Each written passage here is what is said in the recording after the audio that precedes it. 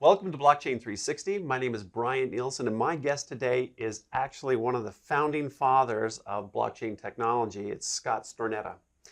He's a notable figure in the science and cryptography. In fact, the first mention of blockchain architecture was mentioned in a publication that Stornetta co-authored, which described a digital hierarchy known as a blockchain that utilizes digital timestamps for ordering transactions. The concept of the blockchain system was eventually utilized by Satoshi Nakamoto when he was developing the Bitcoin blockchain infrastructure. Together with his colleague and friend Stuart Haber, Scott would go on to lay the foundation for the emergence of the 21st century's blockchain technology revolution.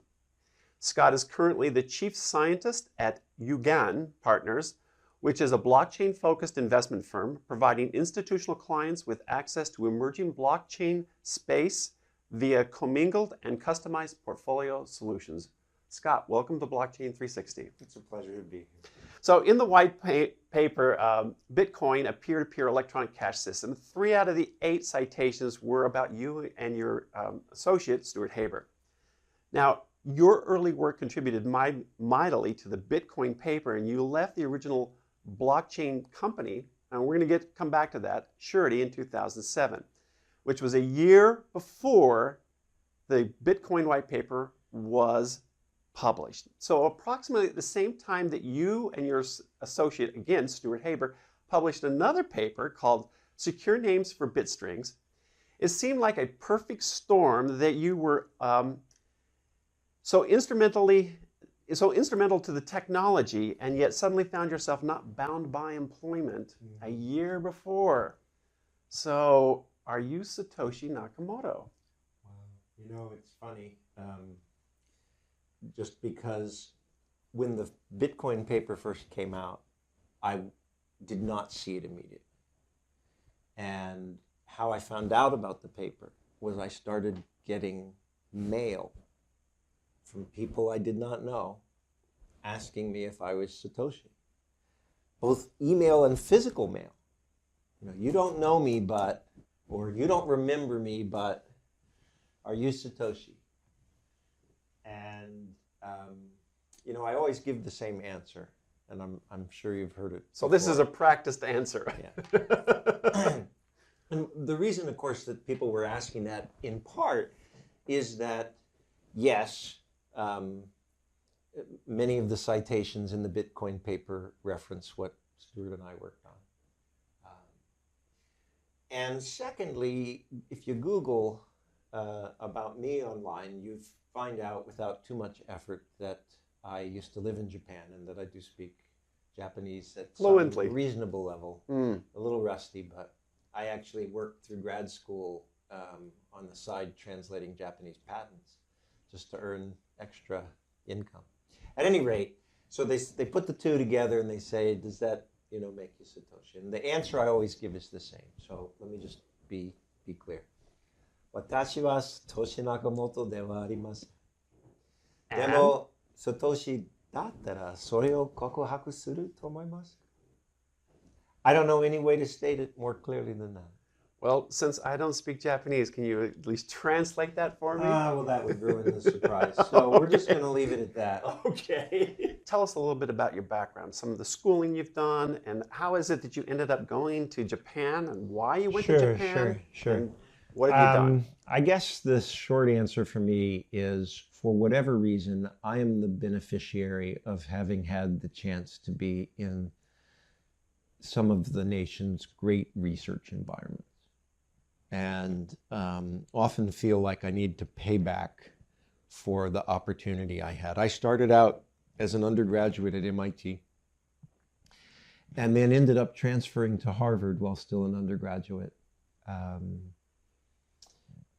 Just because MIT felt a little more like what the grad school experience is supposed to be, and I wanted a different experience as an undergraduate. Then I took 2 years off serving as a missionary for the Church of Jesus Christ of Latter-day Saints. And that was in Tokyo and northern Tokyo, So that's north of Tokyo. That's so that's where the learned Japanese language. I came from. But I continued to pursue that. I taught immersion Japanese when I returned to the States. And as I mentioned in our previous conversation, I did a fair amount of side work translating Japanese technical documents, Right. for clients in the Bay Area while I was going to grad school at Stanford. Mm-hmm. But just to talk a little bit more, part of the opportunity, in addition to the research environments of the different universities I attended, I also had the particular pleasure of having an office at Xerox Palo Alto Research Center, Xerox Park. Sure. Because my dissertation advisor had a joint appointment at Stanford and at Xerox. And again, what a wonderful environment for research that was. Obviously, legendary things come out of there. Right. And it was just a terrific experience being there and getting to hear some of the most far-sighted people speak, both on the staff as well as people that were invited in to talk. I just, soaked it all up. And then, again, through the ball bouncing in the right direction, I had the chance to go work at part of the old Bell Labs when I graduated. Sure. This was called Bell Core then. This was Bell Communications Research, which is when the long distance phone company and the Baby Bells were segmented from the old That was AT&T 1182. umbrella, right? The consent decree. Yep. When that happened, Bell Labs got split, and Bell Communications Research was owned by the Baby Bells. And again, just a tremendous experience, because you could walk down the hall and talk to some of the world's leading economists. You could go the other direction and talk to some of the world's leading computer scientists. You could go the other direction, and it just went on and on and on. Sure. And I simply, and this is getting a little ahead of the question you were asking, one of the first things that I did when I got there was bump into the crypto group. Well, before you do that, yeah, what took you there? I mean, what was it that your skill set, that Bell Core said, you know what, we need to have Scott as a part of our team? Well, actually, my dissertation, even though I was in physics, my dissertation started to edge into computer science and artificial intelligence. And the actual research that interested them was in neural networks. Interesting.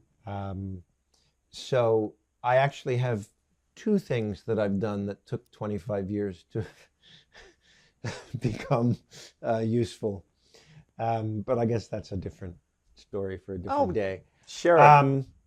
And well, simply that, people often say, well, gee, you did this work. Why did it take so long before it started really coming to fruition? And we can talk about that. But I feel the same way about the early work that I and obviously many, many others did in neural networks. Right. Because they talk about the AI winter, this long period of time where there seemed so much promise, and then it all kind of died down, and then it's only in the last few years that we've really, since probably convolutional neural networks kicked things off in 2012, that we have reached the modern era.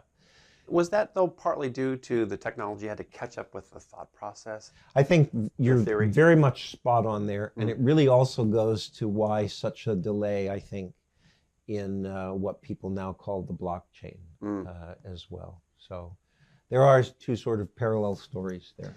So you're now at Bell Core. You're surrounded by all these geniuses, and you started to drift over to the crypto side, the cryptography side. So Sure. How did that kind of migrate? migrate? I wouldn't describe it as drift, and the reason I want to call you on that point is that part of the beauty of Bell Core was that they had a management philosophy called benign neglect, which was you were not assigned a job to do.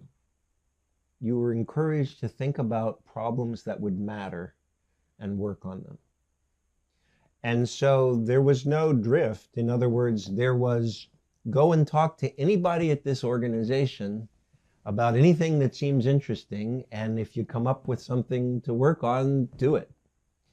So again, there's a whole stream of people that we need to thank for getting to an environment like that and having an environment like that.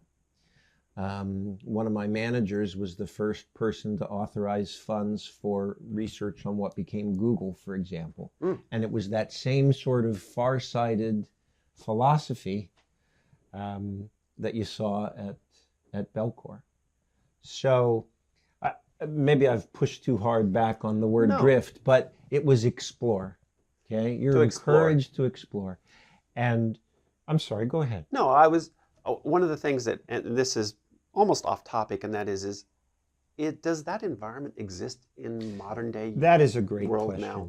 And because we had the Xerox PARC, we had Belcore or Bell Labs, and we had these immense concentration of just mental power with just unlimited resources. Essentially, yeah. And I look around today and I'm like, that's missing. Yeah, I think you raise a great point, and I think of it as a great point because I've thought about the issue for decades. What makes for a great research environment, and what do we do to recreate that? Sure. And that's a longer story, but I think the short answer is no, we really don't have the kind of situation that we had previously. But there's one substitute for it that I think works very well, and that is having an attitude that we still do. And here's what I mean by that. Okay, when I came into Belcore, I don't know if it was, well, it obviously was. It was some combination of being young and being arrogant that I felt like I should award myself a MacArthur Genius Award and just tell myself, no matter what anyone else tells you, you should spend 5 years just working on what you think is important. And it turns out that sometimes just saying that's what you're doing is enough to gain some protection in organizations. Sure, absolutely. And so that's the way I tried to think of it. And so I think that's the antidote to the fact that we don't have on a macro scale those kinds of environments, in my opinion. Right, anymore. They seem to be missing completely. But one way to make it that way is to simply assume that attitude wherever you are. Right.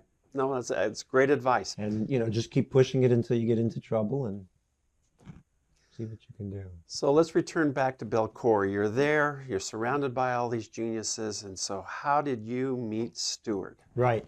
So I'd actually met Stuart on one of the initial interviews. He was an interviewer? Yeah, he was one of the people that interviewed me when they were recruiting. And again, just by coincidence, it just happened that on the flight out, I'd been reading an issue of Byte magazine, Sure. which is an old... It is. That dates us all if we recognize that publication. At any rate, the article was on what are known as zero knowledge proofs, right, which again have come back into prominence in this blockchain smart contract world. Well, it turns out that Stuart had done his dissertation on zero knowledge proofs. Oh, how interesting. And so it was only by virtue of the fact that I happened to have read that article that I even had something to talk to this person that was interviewing me. Right. And, we hit it off. And so 6 months later, when I came back, I already knew at least one cryptographer in the organization. Right. And the problem of creating immutable records was something that I had started to worry about back in the spring when I was still at Stanford and Park. And it really gnawed on me, the fact that we were going to move to an all-digital world, and there'd be no way to tell the difference between a document that had been altered and one that hadn't. Right. Well, Well, that's the basis of your first paper that you And worked that's with. really what, that was the itch that we were trying to scratch. So I just went to Stuart and I said, look, I don't know much about cryptography, meaning I don't know anything about cryptography, but I know that this is going to be a big problem.